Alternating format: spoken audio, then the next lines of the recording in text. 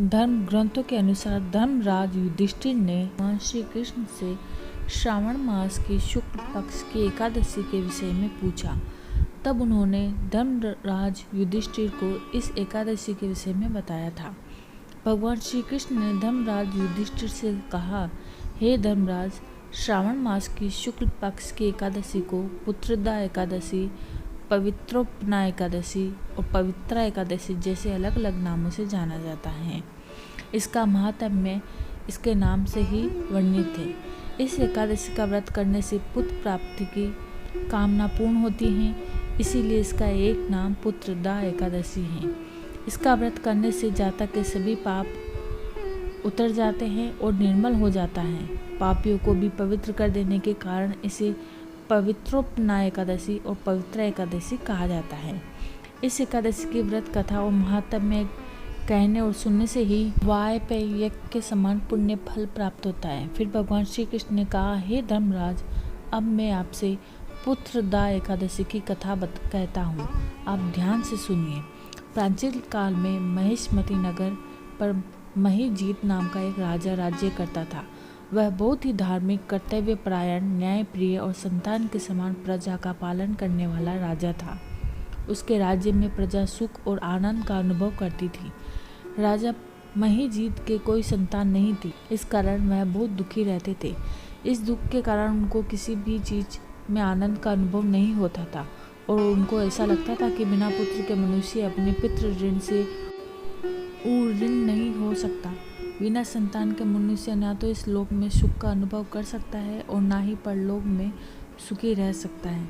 इसी दुख और चिंता के कारण राजा हमेशा चिंतित रहता। राजा ने पुत्र प्राप्ति के लिए अनेक प्रकार के उपाय किए, परंतु उसकी मनोकामनाएं पूर्ण नहीं हुई। धीरे धीरे समय व्यतीत होता जा रहा था और राजा की चिंता गहरी होती जा रही थी। राजा ने अपने मंत्रियों और गुरुजनों को बुलाकर अपनी चिंता बताई। राजा ने उनसे कहा कि मैंने अपनी प्रजा पर अन्याय नहीं किया, हमेशा उनसे अपनी संतान के समान प्रेम किया, कभी अनुचित ढंग से धन अर्जित नहीं किया, हमेशा ब्राह्मणों को दान देकर संतुष्ट किया, यज्ञ और धार्मिक कृत्यों के द्वारा देवताओं को प्रसन्न करने का प्रयास किया। मैंने कभी किसी का धन नहीं छीना, कभी किसी से घृणा नहीं की, हमेशा सत्य और न्याय का साथ दिया है। मैंने सदा ही अपने से बड़ों का, गुरुओं का, ऋषि मुनियों का आदर सम्मान और सेवा की है।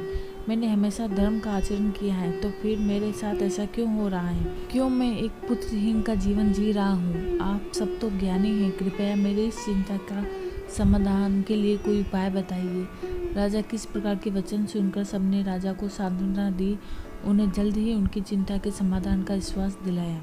उसके बाद समस्त मंत्रीगण और गुरुजन आपस में मंत्रणा करने लगे और सबने मिलकर यह निर्णय लिया कि राजा के दुख के निवारण का उपाय ढूंढने के लिए सभी दिशाओं में प्रतिनिधि मंडल भेजे जाएंगे, जो हर संभव प्रयास करेंगे जिससे राजा की चिंता का निवारण हो सके।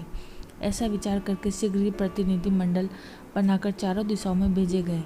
वो वनों में घूम घूम कर ऋषि मुनियों से मिले और अपने राजा के दुख को दूर करने का उपाय पूछा।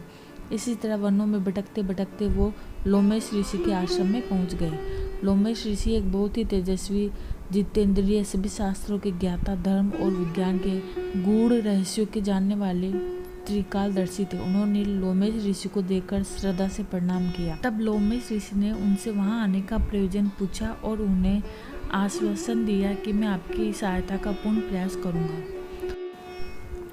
लोमेश ऋषि से ऐसे आशापूर्ण वचन सुनकर उन्होंने उन्हें सारी बात बता दी। वे बोले, हे ऋषिवर, हम बहुत आशा से आपके पास आए हैं और हमें विश्वास है कि आप ही हमारे दुखों का अंत कर सकते हैं। हमारे राजा महिजीत बहुत ही न्यायप्रिय, धर्म का पालन करने वाले, बड़ों का आदर सम्मान करने वाले, सत्य पर चलने वाले और प्रजा से प्रेम करने वाले हैं। ऐसे धर्मशील राजा के कोई पुत्र नहीं है। वो इसी बात से बहुत दुखी हैं और हम उनका दुख दूर करने का उपाय चाहते हैं और अब आपके पास आकर हम ऐसा लगता है कि आप ही हमारी समस्या का निवारण करेंगे। उन सबके वचन सुनकर ऋषि लोमेश ने अपने नेत्र बंद कर लिए और अपनी शक्ति से राजा के पुनर्जन्म की सारी कहानी जान ली। फिर थोड़ी देर पश्चात आंखें खोली और उस प्रतिनिधि मंडल के लोगों को राजा के पूर्व जन्म की कहानी सुनाने लगे। ऋषि लोमेश बोले, आज का राजा महिजीत पूर्व जन्म में एक निर्धन वेश्य था और निर्धन होने के कारण धन प्राप्ति के लिए उसने बहुत से पाप उपयुक्त कर्म किए। एक बार ज्येष्ठ मास के शुक्ल पक्ष के 10वें के दिन वो व्यापार के लिए दूसरे शहर जा रहा था। मार्ग में उसे कहीं भी खाने को कुछ नहीं मिला और पूरे 2 दिन तक वो भूखा प्यासा जंगल में भोजन और पानी की तलाश में भटकता फिर रहा था। वो दिन ज्येष्ठ मास के शुक्ल पक्ष की द्वादशी का दिन था और भूख और प्यास से व्यथित भटकता हुआ एक सरोवर के निकट पहुंच गया। उसने जब पानी देखा तो वो पानी पीने के लिए सरोवर के पास गया। तभी वहां एक प्यासी गाय भी पानी पीने आ गई। तब उसने उस गाय को मार कर वहां से भगा दिया और उसे पानी नहीं पीने दिया। पूर्व जन्म में राजा के स्वयं पानी पीने के लिए एक प्यासी गाय को पानी नहीं पीने देने का अपराध किया था। 10वीं तिथि से द्वादशी तक भूखा रहने के कारण अनजाने ही उसने एकादशी का व्रत हो गया था और उसी व्रत के पुण्य प्रभाव से वो इस जन्म में राजा बना है और उस गाय को पानी न पीने देने के कारण उसके आज कोई संतान नहीं है।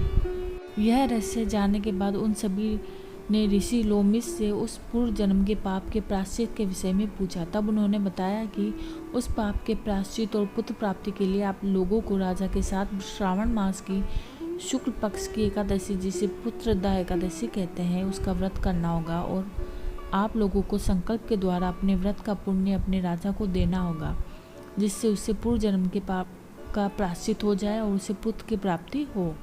इस व्रत के प्रभाव से अवश्य ही आपके राजा के पूर्व जन्म के पाप का नाश होगा और उसकी पुत्र प्राप्ति की कामना पूर्ण होगी। ऋषि लोमस के कथा अनुसार उन सभी ने पूरी प्रजा के साथ पुत्रदा एकादशी का व्रत किया और रात भर जागरण किया। तत्पश्चात अगले दिन द्वादशी को संकल्प के द्वारा व्रत का पुण्य राजा को दे दिया। इस व्रत के पुण्य प्रभाव से 9 माह पश्चात रानी ने एक बहुत ही तेजस्वी पुत्र को जन्म दिया और राजा की मनोकामना पूर्ण हुई। यह पूरी कहानी सुनाने के बाद भगवान श्री कृष्ण ने धर्मराज युधिष्ठिर से कहा, धर्मराज, इस एकादशी का व्रत करने से मनुष्य के पुत्र पाने की कामना पूर्ण होती है और पुत्र प्राप्ति की इच्छा रखने वाले मनुष्य को यह व्रत अवश्य करना चाहिए। इस व्रत की कथा पढ़ने और सुनने से ही जातक के समस्त पापों का नाश हो जाता है और वो इस लोक में सुख भोग कर अंत में मोक्ष को प्राप्त करता है।